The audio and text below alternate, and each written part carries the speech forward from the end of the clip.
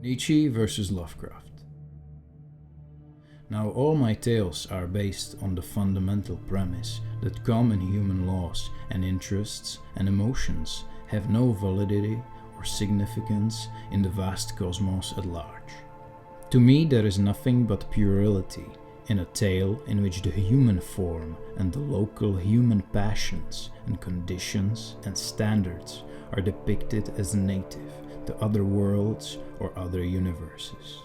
To achieve the essence of real externality, whether of time or space or dimension, one must forget that such things as organic life, good and evil, love and hate, and all such local attributes of a negligible and temporary race called mankind have any existence at all.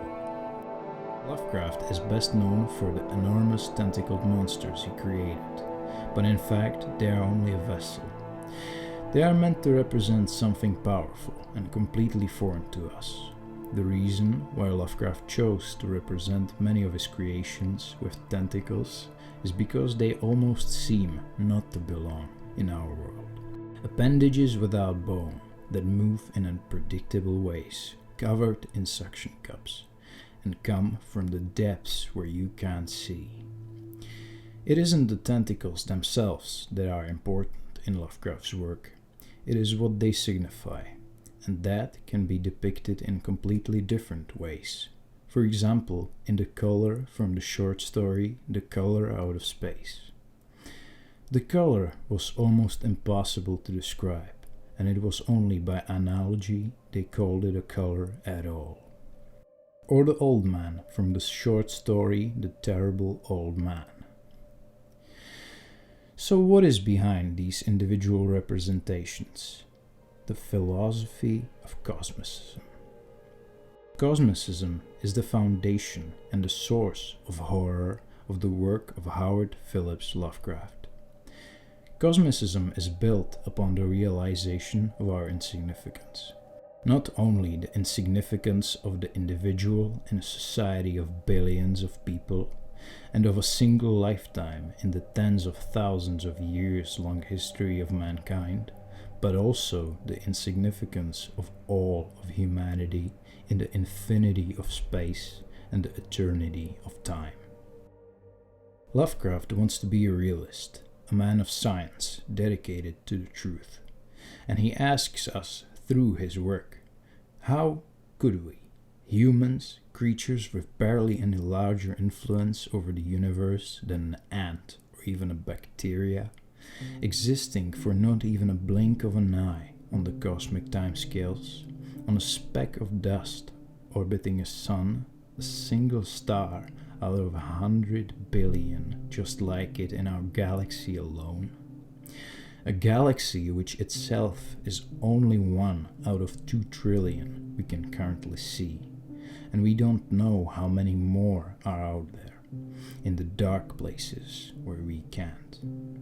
How could we think anything we believe, say or do has any significance?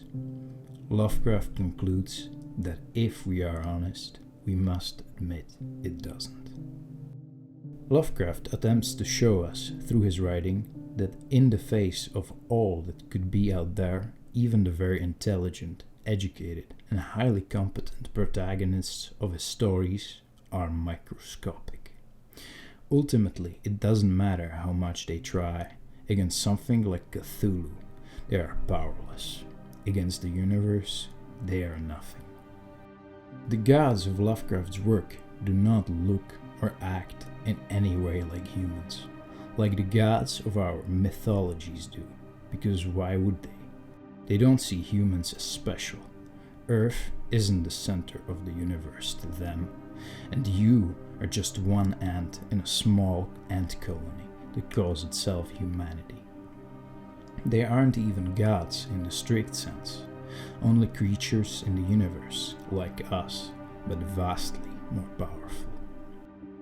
Cosmicism is a form of nihilism, intelligent, scientific, and rational nihilism, expressed through the art of horror. How does it relate to Nietzsche? When we think about Friedrich Nietzsche and Lovecraft, we have them set in unconnected categories. 19th century philosopher and a 20th century fiction writer. So to some of you it might be a surprise that Friedrich Wilhelm Nietzsche died on the 25th of August 1900, 10 years and 5 days after Howard Phillips Lovecraft was born on the 20th August 1890. Even though I was familiar with both of these gentlemen individually, I never really connected them together until one evening I watched a video about cosmicism. And this video was quite disturbing because the thought came to me, what if these indifferent gods Lovecraft imagined were actually real? How would this impact my view of the universe? Wouldn't it scare me out of my love of life? My first reaction was to avoid it. I thought, well, they probably don't exist. If they did, we would have likely detected them by now. But then I stopped myself. A truly strong philosophy isn't built on avoiding difficult thoughts. It is built on accepting what is true in them and overcoming the weight of the truth. The strength of a person's spirit would then be measured by how much truth he could tolerate, or more precisely, to what extent he needs to have it diluted, disguised, sweetened, muted, and falsified. So I decided to confront Lovecraft head-on. What if beings like those from the Lovecraft mythos did exist?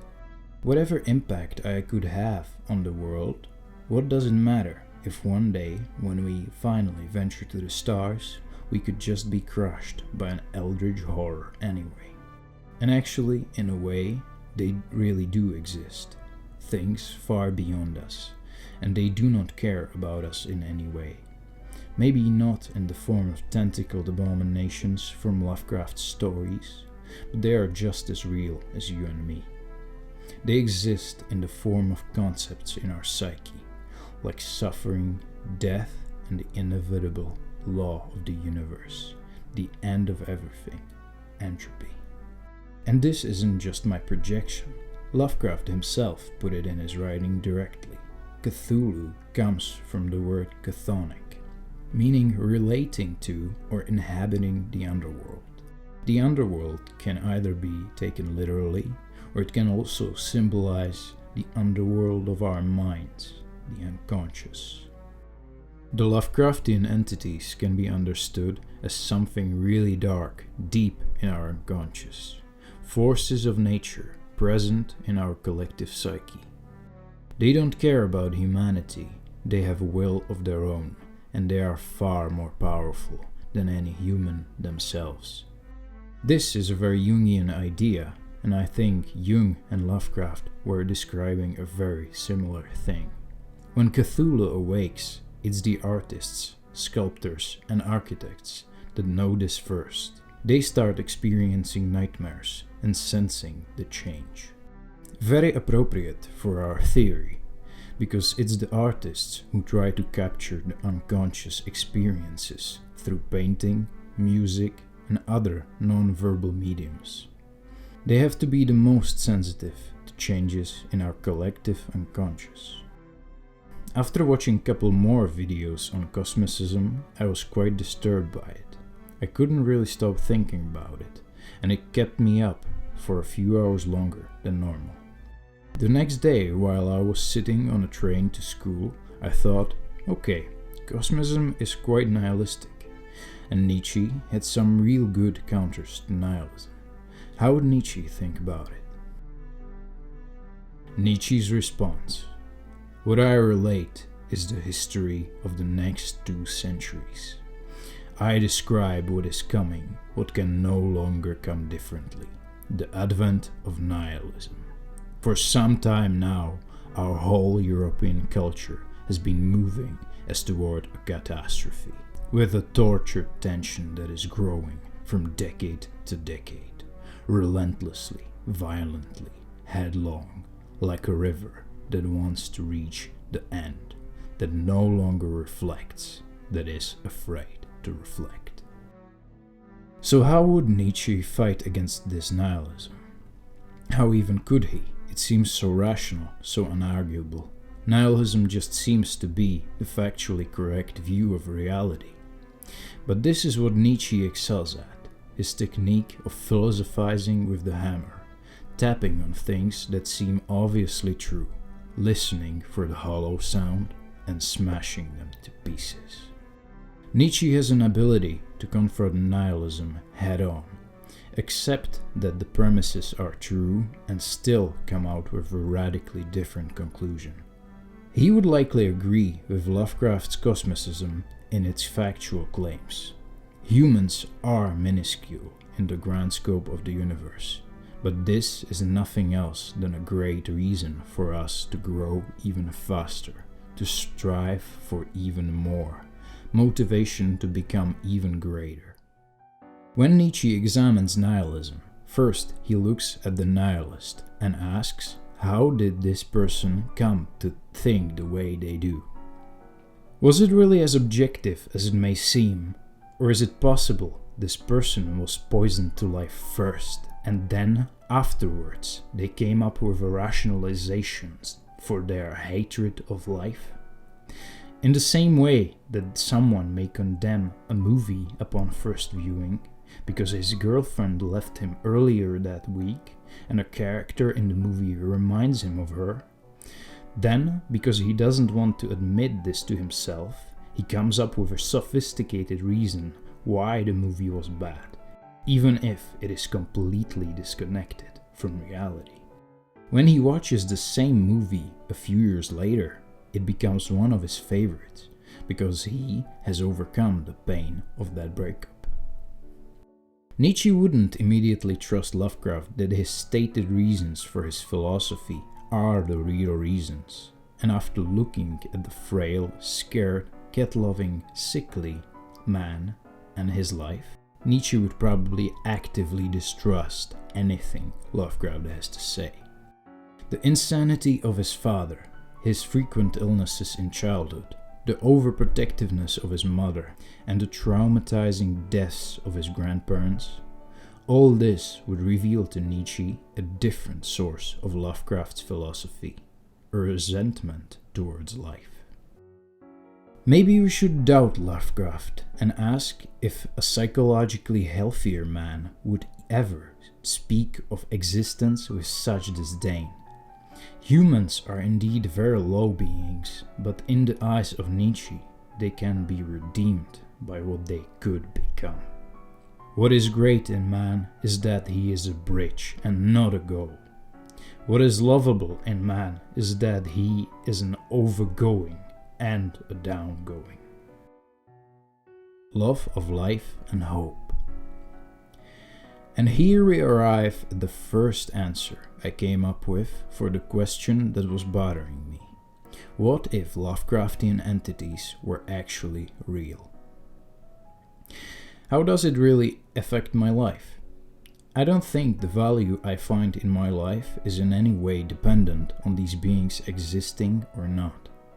I still enjoy every second of laughter with my friends. I enjoy talking with my family. I enjoy the feeling of satisfaction after a difficult training session, and I enjoy finally working on this video.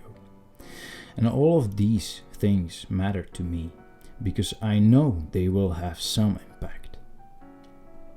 And it is yet to be determined how great the impact will be.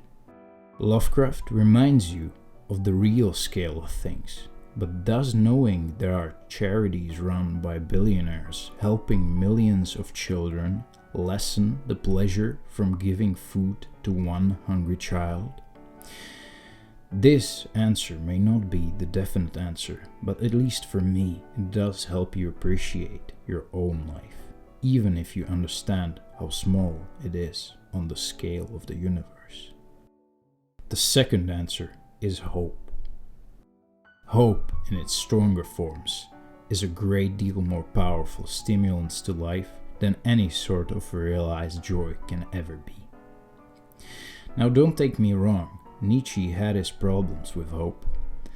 Hope, in reality, is the worst of all evils because it prolongs the torments of man. However, Nietzsche didn't hate hope itself. The kind of hope he was talking about here was specifically the anti-life Christian hope, that this by itself worthless, hopeless life will be redeemed in the next world, the life after death, in heaven.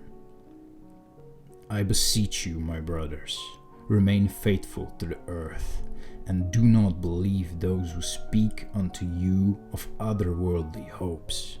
Poisoners they are, whether they know it or not. Nietzsche thought that this world, the one we live in, doesn't need redemption. It is worthy of love by itself. And this love should include suffering, because suffering is what gives value to pleasure. It makes pleasure pleasurable. Death, because it gives value to life. And entropy, because everything that has ever happened has happened because of it. Entropy is what makes existence possible. Even in a world with Lovecraftian entities, there does exist a great hope. We, as a whole human race, have only been around for a brief second on the time scale of the universe, and we discovered such powerful tools as science just a few centuries ago. Yet we have already come so far. Maybe in just a couple more centuries, even Lovecraftian gods could be overcome. Imagine just how sweet the victory would be when the challenge was so great. Maybe we won't have to be the ones getting crushed. Maybe Cthulhu should fear the Übermensch. This is what Nietzsche meant by a strong form of hope.